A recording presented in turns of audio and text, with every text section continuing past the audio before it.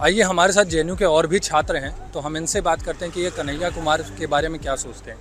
तो भाई साहब, आपका नाम क्या है? मेरा नाम गोपाल कृष्ण द्विवेदी है। अच्छा। मैं CHS से मेरा मास्टर्स फर्स्ट ईयर। अच्छा, तो मैं ये जानना चाह रहा हूँ कि कन्हैया कुमार इस समय चुनाव में एकदम मैदान में उतरे हुए हैं। मनोज तिवारी के खिलाफ उनको कांग्रेस ने टिकट दी है। जी। तो क्या लग रहा है, आप जेएनयू के छात्र हैं, कन्हैया कुमार भी जेएनयू के छात्र थे, छात्र संघ नेता भी थे, तो क्या लग रहा है कि कन्हैया कुमार जीतेंगे चुनाव?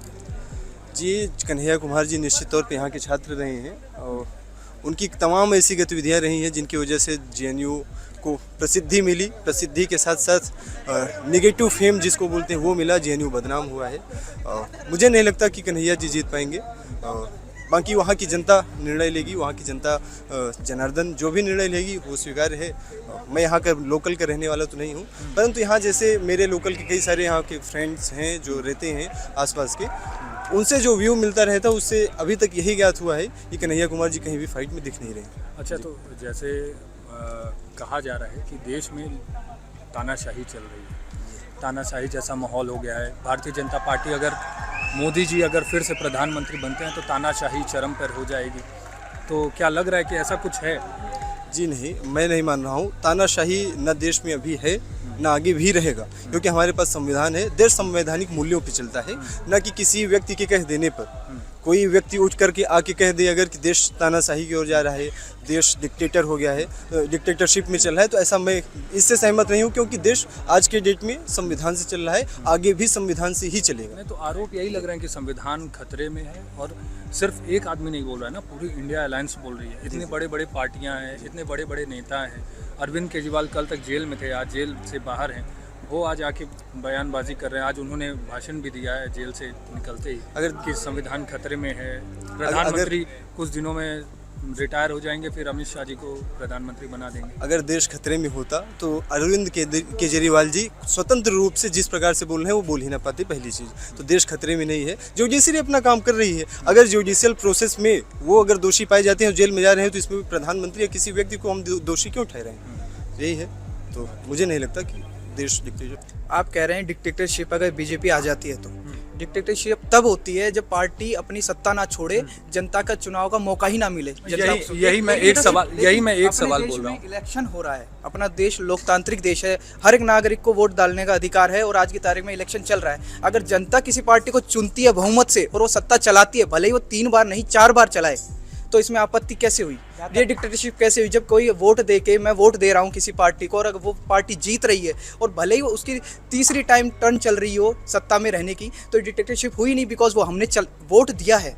वोट ना देकर डिक्टेटरशिप चलाना वो तो ठीक है, लेकिन ये इल्ज़ाम लगाना डिक्टेटरशिप चला रही है बीजेपी, ये गलत है। मैं ये सवाल कर रहा था कि चुनाव चल रहा है, बीजेपी अगर यूथ एज अ यूथ के तौर पे आप मुझे बताइए, JNU के छात्र ने, अगर बीजेपी इस बार सत्ता में आ जाती है जी, और जैसे विपक्ष बोल रहा है जी, कि बीजेपी इस बार सत्ता में आ गई, मोदी जी फिर प्रधानमंत्री बन जाएंगे, संविधान खत्म कर देंगे, एक नेशन एक लीडर का दौर शुरू हो जाएगा कि एक ही आदमी अब लीड करेगा, और फिर जितने, अरविंद केजरीवाल जी ने भी आज बोला कि जितने भी लोग हैं, चाहे ममता बनर्जी हों, तेजस्वी यादव हों, सब कोई हर केजरीवाल की तरह सबको वो जेल में डाल देंगे।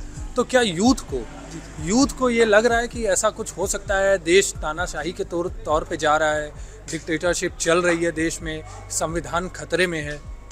देखिए, जब यूथ को वोट डालने का मौका दिया जा रहा है प्रॉपरली, जैसे कि हमें वोट डालने का मौका मिलेगा, हम वोट डालेंगे, हमारी पार्टी सत्ता में आएगी, तो डिक्टेटरशिप हुई नहीं। पहली बात तो ये।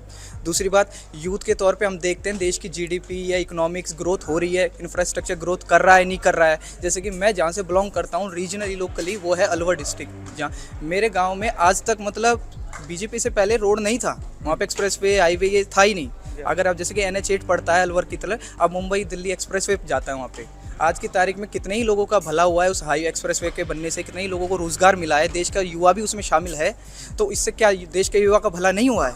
अब किसी भी पॉलिटिकल पार्टी का कोई लीडर, ये तो आप भी समझते हैं, देश का हर नागरिक समझता है कि पॉलिटिकल पार्टीज जब इलेक्शन होता है तो एक दूसरे पर लांछन लगाती हैं, क्योंकि बिना लांछन लगाए राजनीति का खेल लोग नहीं खेल सकते, इसलिए वो लांछन लगाते हैं। जैसे कि अब अरविंद केजरीवाल पे आ जाते हैं। अरविंद केजरीवाल ने फ्री बांटा है, कहाँ से बांटा? सरकारी पैसे से बांटा। वो पैसा कहाँ से आया? टैक्स पेयर से, जो आम नागरिक कमाता है, वो मेहनत से कमाता है ताकि देश की सरकार को दे और देश की सरकार उसे कुछ उसके हित में करके दे। हम भी टैक्स भरते हैं, हमारी फैमिली भी टैक्स भरती है, लेकिन केजरीवाल की सरकार की तरफ से हमें फ़ायदा नहीं मिलता है, लेकिन लोगों को मिलता है, अच्छी बात है। लेकिन फ्री का किसी को बांटना ये कहाँ तक देश के हित के लिए अच्छा है, ये आप भी समझते हैं। देश मुझे इस पे बताइए कि क्या लग रहा है कि देश में तानाशाही है? जी नहीं, देश में तानाशाही का सवाल ही कब तब उठ सकता है जब वोटिंग ही ना हो, हमें चुनाव का मौका ही ना मिले। कोई भी आम नागरिक उठ के जब खड़ा हो सकता है, कंटेस्ट कर सकता है किसी भी पोजीशन के लिए और वोट अपने नाम पे वोट मांग सकता है, हम उसे वोट दे सकते हैं, हमें ऑप्शन है चूज़ करने का कि हम किसको वोट दें, तो ये डिक्टेटरशिप या तानाशाही कैसे हो सकती है, आप बताइए। पंजाब में केजरीवाल जी की सरकार है, दिल्ली में भी केजरीवाल जी की सरकार है, यहाँ पे तो उनको तानाशाही नहीं दिखी।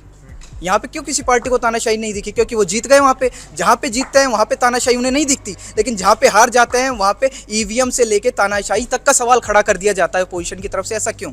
ये सवाल आप उनसे जाके एक बार पूछिए कि वो ऐसा क्यों ही करते हैं। पंजाब के इलेक्शन में उन्होंने सवाल नहीं खड़ा करा, दिल्ली के इलेक्शन होते हैं तब नहीं खड़ा करते, एमसीडी के इलेक्शन होते हैं तो वो खड़ा नहीं करते, राजस्थान इलेक्शन में भी नहीं करते, लेकिन हार जाते हैं तो खड़ा कर देते हैं कि भाई कैसे जीत गए, ईवीएम चेक करवाइए। जबकि हमारा इलेक्शन कमीशन ऑफ इंडिया इस चीज़ का बार बार नोटिस मतलब प्रेस रिलीज निकाल चुका है कि जिसको भी डाउट है वो आइए, हमारे पब्लिकली उस चीज़ को हैक करके बताइए। अगर इनको डाउट है, जो पब्लिकली हैक करने के लिए जाता है तो करिए, आप हैक करके बताइए पब्लिकली प्रेस के सामने। जब वो इलेक्शन कमीशन ऑफ इंडिया आपको आगे से बुला रहा है कि आप हैक करके बताइए कि कैसे वोटिंग मशीन हैक होती है, तो आप बताते क्यों नहीं? पोजीशन लीडर इस पे चुप क्यों बैठ जाता है जब इलेक्शन कमीशन ऑफ इंडिया जब अपना जवाब देता है?